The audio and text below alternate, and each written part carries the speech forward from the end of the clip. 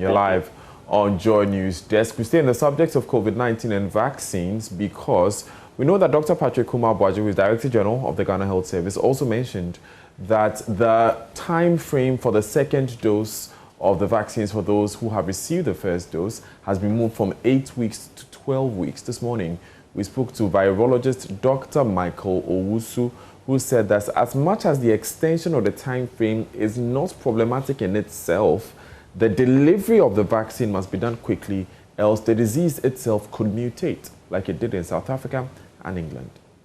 From my perspective as a virologist, the other thing that we hear is that when people take the first dose, they may have some form of partial immunity from the first primary memory cells that will be boosted against this particular antigen or virus that is introduced. So if you have partial immunity, what happens is that you are not adequately protected.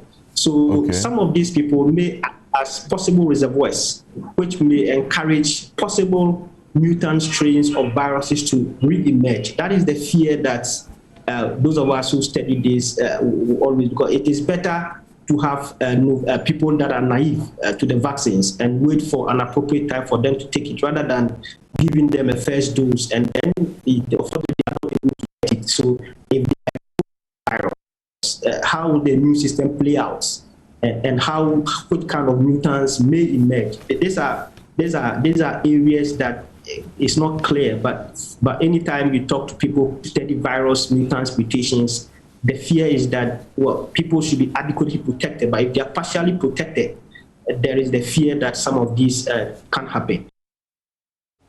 You're live on Joy News Desk. We move on the subject of COVID-19, and lawyer for Ghanaian actress Rosamund Brown, aka Akuapem Poloo, who is serving a 3-month jail term for posing nude with her son on social media, Andrew Votia, says the Attorney General Godfred Yeboah-Dame has personally expressed support for the appeal process, which they are kick-starting this morning. He says Mr. Dame agrees that the sentence is too harsh for the crime Ms. Brown pled guilty to. The actress's sentence has been described as harsh by sections of the public, especially on social media, who say she should be allowed to go home and take care of her son. Though her lawyer says she's in high spirits, he says they are appealing the process to have the sentence reduced or changed to a non-custodial one. He spoke to us on Prime Morning on Joy Prime TV today. My first question to him was how Ms. Brown has been holding up since she was sentenced. As I visited her yesterday, she's cool. She's in high spirits. She's in high spirits? Yes, please. She's at Anchor now, is she not? No, please. She's still in Accra. They'll be conducting a COVID test on her today. That'll come. Will determine where to send her. Okay. Was she allowed to see her son before she was remanded into custody? Not at all. How's she taking that? Pardon me? How's she taking that? Is she missing her son? Well, I got a psychologist on Friday. But on Saturday, the psychologist was able to calm her down. Well, yesterday, Sunday, living the school police station around 4 o'clock. She's doing very, very well. Great. There seems to be a bit of a social media campaign. People are raising funds for her. People are calling for her to be freed. Does she know of this? And what's her reaction to it? Yeah, yesterday she was telling me friends are looking to visit her, and they told me that John Dumolo and some other celebrities are at the forefront doing such campaign for her.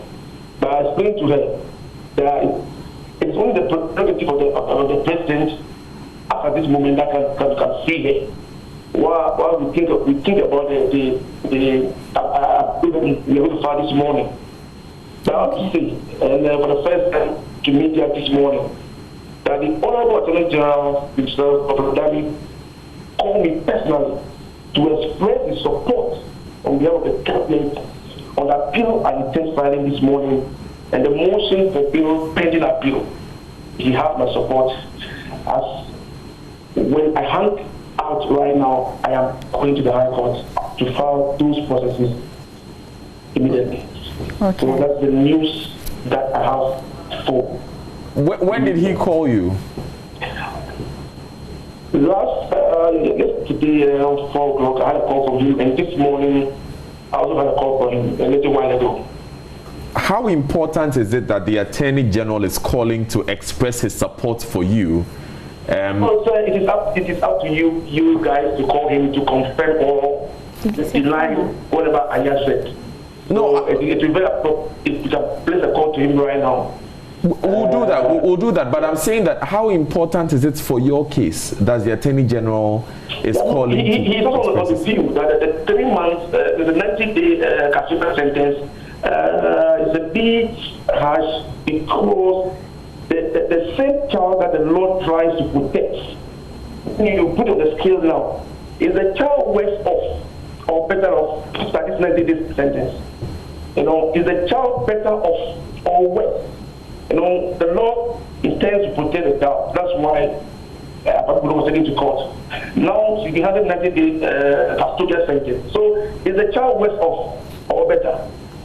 So maybe they also on the view that the 90 days is a bit harsh. Okay. Right. Well, how's the child though? Where is he? Yeah, the child is with me. He's with you? Yes, please. Is he quite aware of what's going on and how he's taking it? I took him to my outside. I call it my outside residence. A house that hosts about 5 orphans.